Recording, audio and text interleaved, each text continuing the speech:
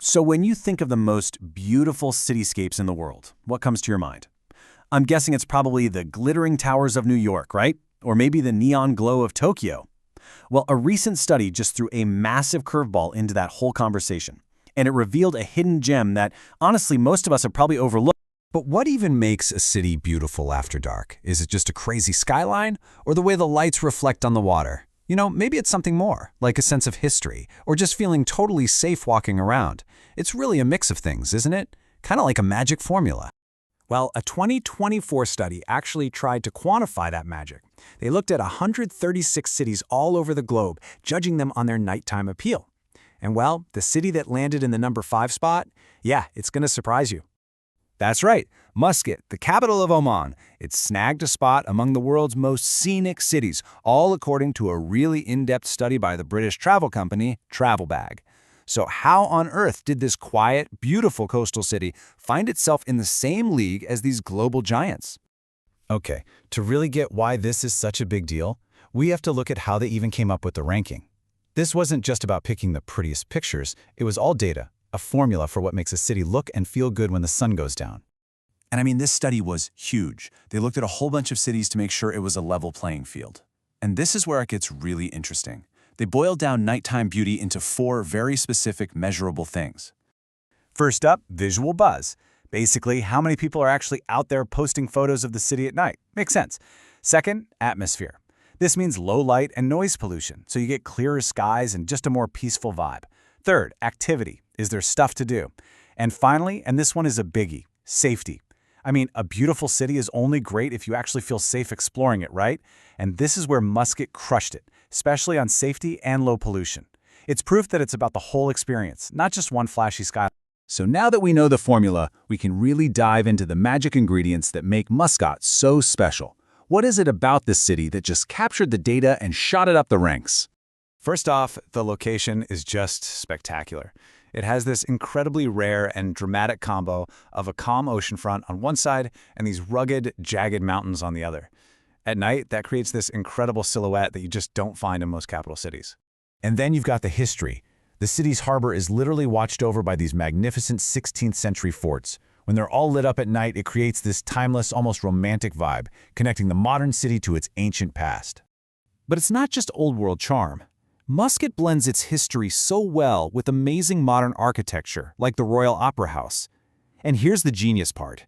There's a city law that prevents skyscrapers, so those incredible views of the sea and the mountains, they're protected from pretty much anywhere in the city. So smart.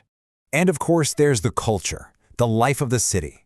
The waterfront promenade, the Muttrah Corniche, and the traditional market, the souk, are just buzzing with energy after sunset. You see families strolling, fishermen with their boats, and all the city lights dancing on the water. It's not a museum piece, it's real, living beauty. All right, so let's just pull all that together. You've got this incredible mix of nature, sea and mountains. You layer on the beautifully lit history. You add in some clean, elegant, modern design, plus a vibrant culture. And the foundation for all of it? Those super high scores for safety and low light pollution. It's the whole package. Okay, so being number 5 is cool, for sure.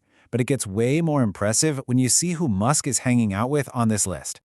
Just look at this. Number 1, New York City. No surprise. Tokyo, Dubai, Singapore. I mean, these are the titans, the absolute heavyweights of global tourism. And then, bam, Muscat. For it to be ranked right alongside them is just remarkable. It really shows how unique its appeal is on the world stage. And get this, it's not just about who was ahead of Muscat, but also who was behind it.